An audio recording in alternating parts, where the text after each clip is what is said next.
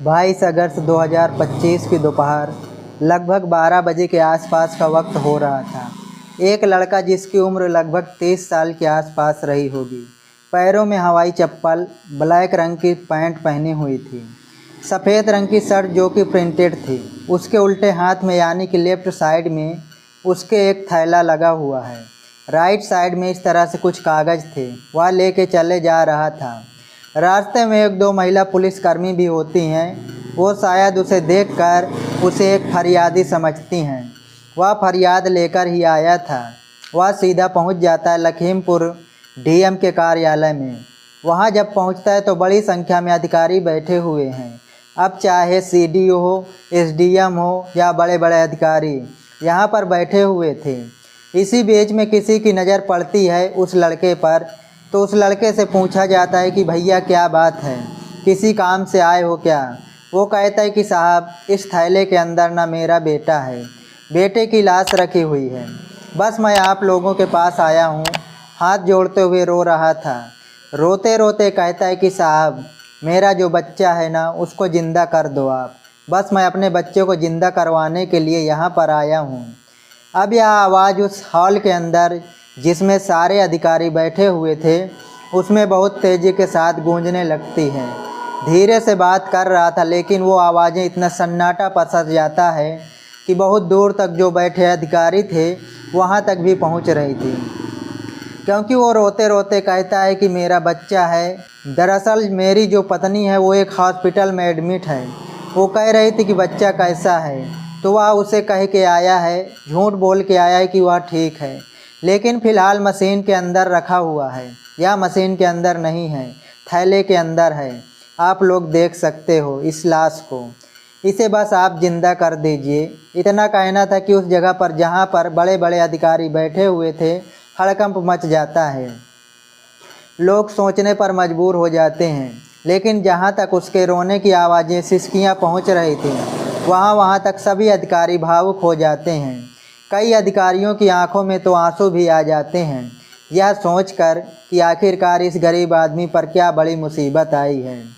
अब हर कोई यह जानना चाहता था। दरअसल आज की इस कहानी के माध्यम से हम यही बताने की कोशिश कर रहे हैं कि क्या हुआ था उस 30 साल के लड़के के साथ, जो थैले में अपने बेटे की लाश को लेकर सीधा दफ्तर पहुंच जाता है, वो भी डीएम साहब के सामने। आगे जो होता है वह पूरे प्रदेश भर में इस बात पर चर्चा शुरू हो जाती है। तो चलिए कहानी को विस्तार से जानते हैं। आज की जो सच्ची घटना मैं आपको सुनाने जा रहा हूँ, सच्ची घटना है उत्तर प्रदेश के ज़िला लखीमपुर की। ज़िला लखीमपुर का एक थाना लगता है जिसका नाम है भीरा, और भीरा थाना क्षेत्र का एक गांव लगता है नौसर जोगी। यह 20 अगस्त 2025 की रात की बात है। एक महिला जिसका नाम रूबी है, उम्र उसकी लगभग 27 साल के आसपास है, वो प्रसव पीड़ा से थोड़ी परेशान हो रही थी। उसको लग रहा था कि यह दर्द जो हो रहा है वह असहनीय दर्द हो रहा है, क्योंकि वह प्रेग्नेंट है, उसको शायद बच्चा होने वाला है। तुरंत ही उसकी छोटी बहन भी साथ में रह रही थी, क्योंकि उसकी देखभाल करने वाला भी कोई ना कोई होना था। वो अपनी बहन से कहती है कि बहुत ज़्यादा परेशानी हो रही है, तुम एक काम करो, अपने जीजा से मेरी बात करा दो। वह अपने जीजा यानी कि विपिन के पास जाती है। विपिन गुप्ता, जिसकी उम्र लगभग 30 साल के आसपास होती है, उसके पास जाकर कहती है कि जाकर देख लो, दीदी बहुत ज़्यादा परेशान हैं, तकलीफ़ से गुज़र रही हैं, तुम्हें वह बुला रही हैं, तुम्हें उसके पास जाना चाहिए। दोस्तों, विपिन गुप्ता अपनी पत्नी के पास जाता है। उसकी पत्नी कहती है कि मैं बहुत तड़प रही हूँ, परेशानी हो रही है, एक काम करो, कहीं ले चलो, मुझे यह दर्द बर्दाश्त नहीं होता, बड़ा असहनीय दर्द हो रहा है। जैसे ही रूबी ने अपने पति विपिन से यह बात कही, विपिन ने कहा बिल्कुल परेशान होने की कोई ज़रूरत नहीं है, एक काम करते हैं, यही पास में जो प्राथमिक स्वास्थ्य केंद्र बिजुआ है वहाँ चलते हैं। वह प्राथमिक स्वास्थ्य केंद्र बिजुआ में रात में ही पहुँच जाते हैं। डॉक्टर को पता चलता है, डॉक्टरों की टीम आती है।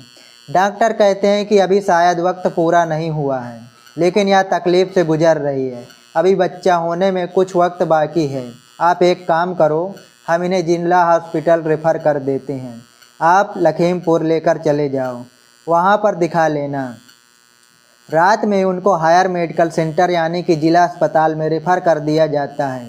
अब विपिन अपने परिवार की 1-2 महिलाओं के साथ अपनी उस पत्नी को लेकर चला जाता है उसका उपचार कराने के लिए। सरकारी अस्पताल में उसको एडमिट करा देता है। एडमिट तो उसने करा दिया था, लेकिन उसकी हालत में कोई सुधार नहीं हो रहा था। परेशानी लगातार बढ़ती चली जा रही थी। इसी बीच में जो रूबी की बहन होती है वह गांव की एक आशा होती है। नाम उसका दीपा होता है। आशा कार्यकर्ता से कहती है कि दीदी आप ही कुछ रास्ता बता दो, बहन को तो बहुत दिक्कत बहुत परेशानी हो रही है, असहनीय दर्द हो रहा है, आखिरकार करे तो क्या करे। वो कहती है बिल्कुल परेशान होने की कोई ज़रूरत नहीं है। आपको मेरे हिसाब से एक महबागंज में एक हॉस्पिटल है, नाम उसका गोलदार हॉस्पिटल है, तुम्हें वहाँ चले जाना चाहिए। वहाँ जाना, वहाँ इसे एडमिट कराना। कोई दिक्कत कोई परेशानी हो तो सीधी मेरी बात करा देना, मैं अपना आप देख लूँगी। दीपा आशा कार्य करता है। जैसे उसने यह बात रूबी की बहन से कही, रूबी ने अपने जीजा विपिन से कहा कि हमें यहाँ से चलना चाहिए, शायद यहाँ बहन को कोई आराम नहीं मिल रहा है, लगातार परेशानी उसकी बढ़ रही है। अब इसके बाद परिवार के लोग कहते हैं करता ना मर अब इसके बाद परिवार के लोग कहते हैं ना मरता क्या न करता, और वैसे भी गरीब आदमी था। उसे उपचार कराने के लिए वो किसी भी सूरत से गरीब हो या अमीर हो, जब किसी को तकलीफ़ होती है तो वह किसी भी हद तक जाने को तैयार हो जाते हैं। और विपिन भी कुछ ऐसे ही था। एक उम्मीद की जो किरण थी उसको ढूंढने की कोशिश कर रहा था। आखिरकार आशा कार्यकर्ता के कहने पर यह गोलदार हॉस्पिटल में जाते हैं, और वहां जाने के बाद जब मरीज को दिखाया जाता है तो यहाँ पर डॉक्टर हुक्मा गुप्ता होती हैं और साथ ही डॉक्टर मनीष गुप्ता होते हैं। मनीष गुप्ता और जो हुक्मा गुप्ता होती हैं वो उस मरीज़ को देखती हैं, यानी कि रूबी को देखती हैं, और देखने के बाद कहती हैं परेशान होने की बिल्कुल ज़रूरत नहीं है, हम इनका जल्दी से इलाज कर देंगे, लेकिन कम से कम जो शुरुआती खर्चा होगा लगभग 25,000 के आसपास खर्चा लगेगा। अभी आप कुछ पैसे जमा करा दीजिए 25,000 के आसपास, बाकी हम देख लेंगे। जैसे ही डॉक्टर की तरफ से यह बात कही जाती है, डॉक्टर जब पैसे मांग रहा था तब विपिन गुप्ता कहता है कि साहब मेरे पास फ़िलहाल 8,000 रुपये हैं, आप इलाज शुरू कर दो, मैं सारे के सारे पैसे का इंतज़ाम तुरंत कर दूंगा, बस आप मेरी पत्नी को बचा लीजिए, ठीक कर दीजिए, और कोई दिक्कत नहीं होनी चाहिए। पैसे की आप टेंशन मत लेना, चाहे मुझे कुछ भी करना पड़े। 1-1 रुपये का इंतज़ाम कर दिया गया। रिसेप्शन पर जाता है, 8,000 जमा कर देता है और उसके बाद फिर इलाज शुरू हो जाता है। अभी 24 घंटे भी नहीं हुए थे, यानी कि 12, 13 या 15 घंटा के आसपास ही हुए थे। इस हॉस्पिटल में डॉक्टरों को लगने लगता है, मरीज को लगने लगता है कि इसकी स्थिति में कुछ सुधार होने वाला तो है नहीं, इसलिए एक काम करो, इस मरीज को यहाँ से टरका दो, यानी निकाल दो। डॉक्टर ने आदेश दिया नर्स को, और नर्स ने जो सीधा आदेश देती है, जो मरीज के रिश्तेदार होते हैं, विपिन गुप्ता और उसकी फैमिली के बाकी सदस्य होते हैं, इसको यहाँ से लेकर चले जाओ। वो कहते हैं कि आप कह रहे थे कि इलाज कर देंगे, कोई दिक्कत परेशानी नहीं होगी, आप कह रहे हैं पैसे के लिए, हम पैसे का इंतज़ाम भी कर रहे हैं, लेकिन आप कैसी बातें कर रहे हैं, यहाँ से ले जाओ। जब बात यहाँ कहाँ सुनी हो जाती है, बीवी को गुस्सा आता है, आपने कल क्यों नहीं मना करा था, हम कहीं और अच्छी जगह लेके चले जाते। वो नर्स ने जो आदेश पीछे से सुना था वही आदेश आगे जारी कर दिया। उसने कहा हम इलाज नहीं कर सकते, इसे यहाँ से लेकर चले जाओ। उसने कुछ गुस्से भरे लहजे में ऐसा कहा कि इस परिवार को सिर्फ उम्मीद थी कि यहाँ झगड़े से कोई फ़ायदा नहीं है, अगर हमने झगड़ा करा तो रूबी की तबीयत लगातार बिगड़ सकती है, इसे यहाँ से लेकर चलते हैं। अब यहाँ से ले जाते हैं एक दूसरे हॉस्पिटल में लेकर जाते हैं, इलाज शुरू हो जाता है। और जैसे ही इलाज शुरू होता है तो इसके बाद डॉक्टर कहते हैं कि तुम इसे कहाँ पर रखे हुए थे, अभी तक क्या तुम पहले नहीं ला सकते थे।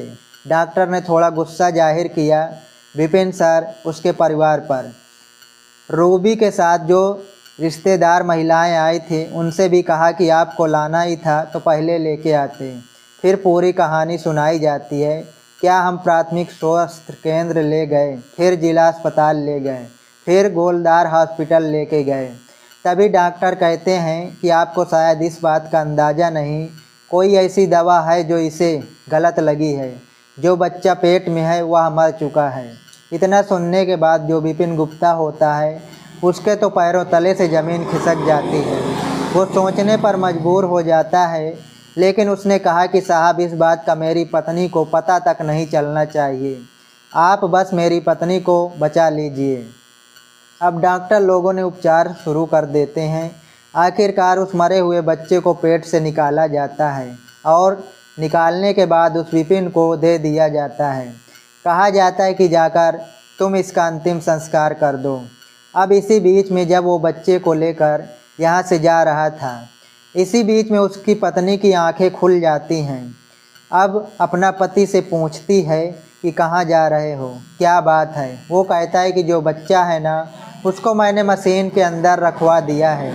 ठीक है, तुम बिल्कुल चिंता मत करना, सब ठीक हो जाएगा। पति ने अपनी पत्नी को समझाने की कोशिश की, लेकिन पत्नी नहीं जानती थी जिस बच्चे की बात चल रही है दरअसल वो तो मरा हुआ ही पैदा हुआ है, वह मर चुका है। अब यहाँ से वह सर पकड़ के बैठ जाता है।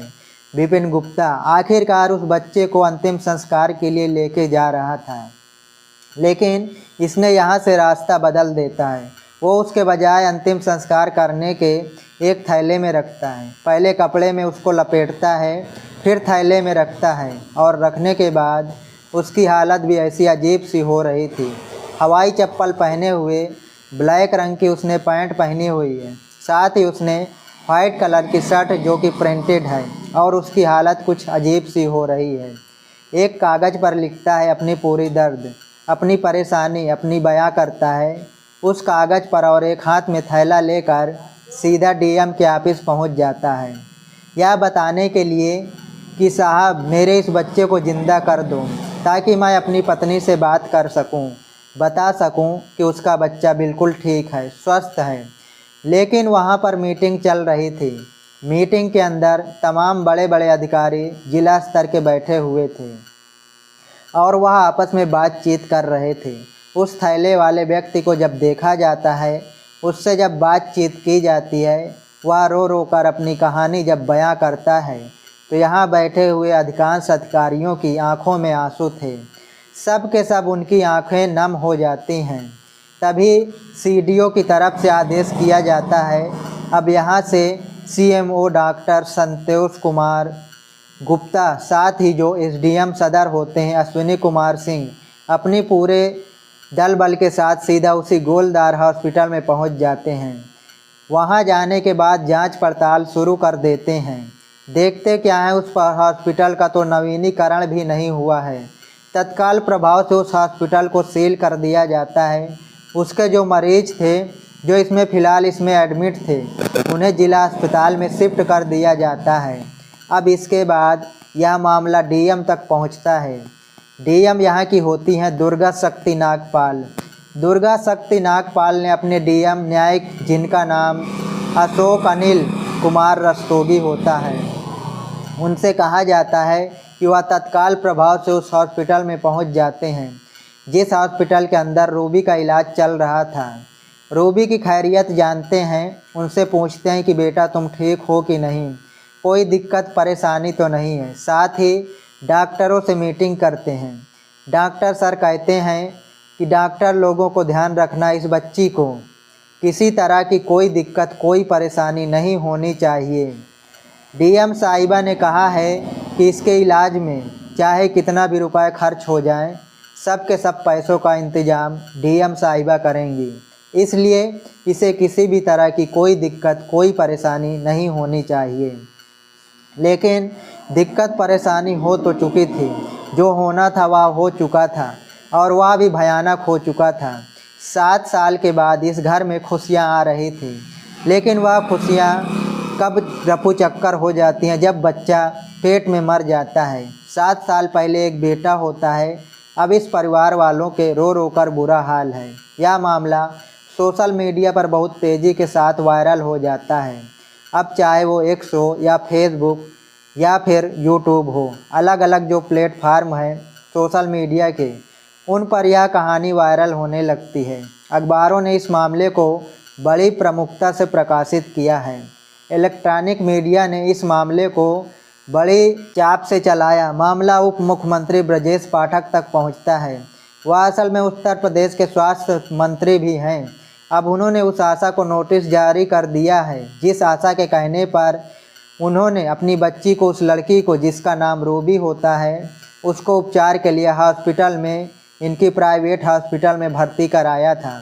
उससे ये कारण पूछा गया है कि तुम कारण बताओ, तुमने यह असल में इसको यहाँ से प्राइवेट हॉस्पिटल क्यों भेजा। बड़ा सोचने वाली बात है जब कहीं खासकर अगर कोई ग्रामीण परिवेश का कोई व्यक्ति हमारी इस वीडियो को देख रहा होगा और किसी का प्राथमिक स्वास्थ्य केंद्र, सामुदायिक स्वास्थ्य केंद्र इनसे पाला अगर पड़ा होगा तो यहाँ से सीधा वो हायर मेडिकल सेंटर रेफ़र कर देते हैं। प्राथमिक वाले यहाँ भेज देते हैं सामुदायिक में, और सामुदायिक वाले भेज देते हैं जिला अस्पताल में, और जिला अस्पताल वाले भेज देते हैं मेडिकल में। सही मायने में अगर देखा जाए तो यह मेडिकल में इलाज होता है। ठीक से अगर होता या एम्स जैसी बड़ी संस्थाओं में इलाज होता है, बाकी सरकारी हॉस्पिटलों की जो स्थिति है वह कैसी रहती है उसे किसी से बताने की ज़रूरत नहीं है।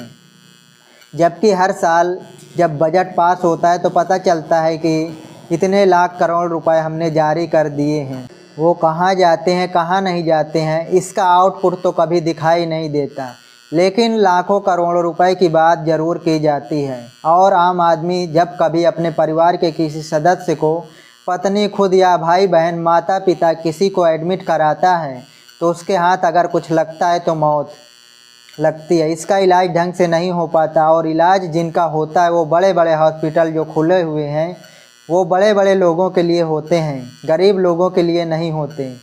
आज इस व्यक्ति की कहानी, विपिन गुप्ता की कहानी हर किसी के मोबाइल में तैर रही है। हर कोई यह बात जानना चाहता है।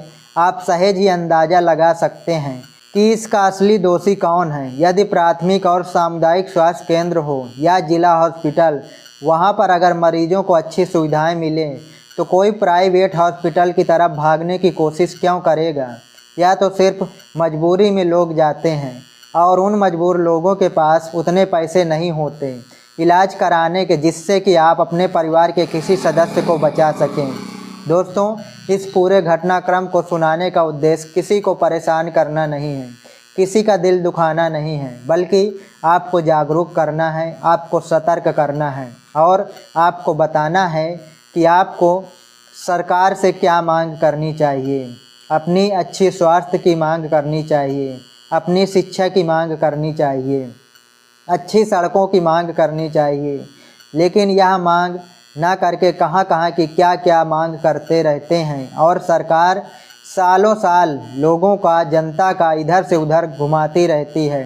दोस्तों, आज की कहानी के बारे में क्या कहना चाहेंगे, आज की घटना के बारे में क्या कहना चाहेंगे, कमेंट सेक्शन में ज़रूर बताइए। मिलते हैं किसी अगली नेक्स्ट वीडियो में, तब तक के लिए नमस्कार, जय हिंद।